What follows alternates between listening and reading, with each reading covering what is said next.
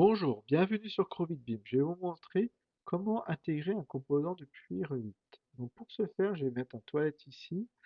Donc je vais aller dans Insérer, charger la famille.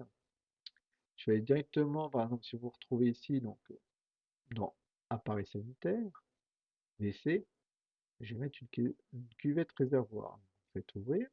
Pour l'instant, vous n'avez rien, c'est normal. Vous allez après. Donc j'ai chargé la famille toujours dans le projet. Et là, je vais aller chercher mon architecture. Donc je vais aller chercher mon composant. Architecture, composant, placer un composant.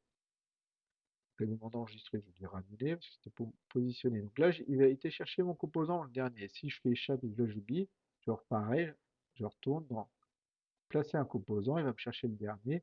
Si c'était pas celui-ci, j'allais chercher ici dans le répertoire, donc là qui va être réservoir. Je le positionne. Donc pour ce faire, vous avez la touche espace qui vous permet à 90 degrés de pouvoir le faire pivoter. Donc là, je vais le mettre par rapport à celui-ci, donc le pivote. Si je voulais en mettre un deuxième et je voulais pivoter pour le mettre contre celui-là, vous avez vu, hein, c'est une touche rapide pour le 90. Autrement, vous le positionnez, par exemple, si je reviens en arrière, je supprime, vous posez votre composant, il n'est pas dans le bon sens, vous êtes trompé, pareil, vous sélectionnez ici, vous avez ici dans modifier rotation. Donc il sélectionne le centre, vous mettez lieu si vous voulez changer, toujours pareil, hein, votre position, et soit vous, par exemple, vous mettez comme ça, et vous le faites pivoter. Vous pouvez le faire pivoter manuellement, il n'y a pas de réflexion. Donc là, et puis après, vous le repositionnez contre le mur, etc. Vous avez deux astuces, hein. Espace pour pouvoir le faire pivoter dès que vous insérez votre composant, ou après, voilà, la partie modification, etc. Par exemple, imaginons que je voudrais l'aligner par rapport à ce mur-là. Pareil, vous avez aussi la touche. Vous sélectionnez l'objet, vous faites aligner.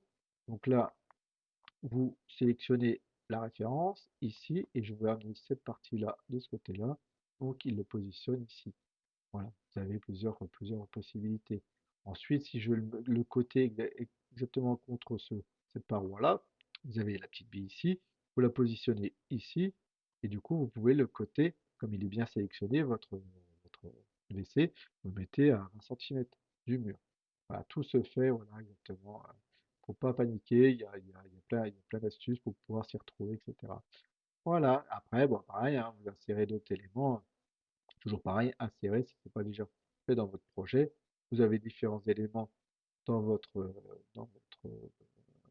dans votre Revit, donc différentes familles. Euh, vous avez du mobilier, donc là vous avez le mobilier dressing, les chambres, bureaux. Vous choisissez ce que vous voulez et vous adaptez en fonction de l'ensemble.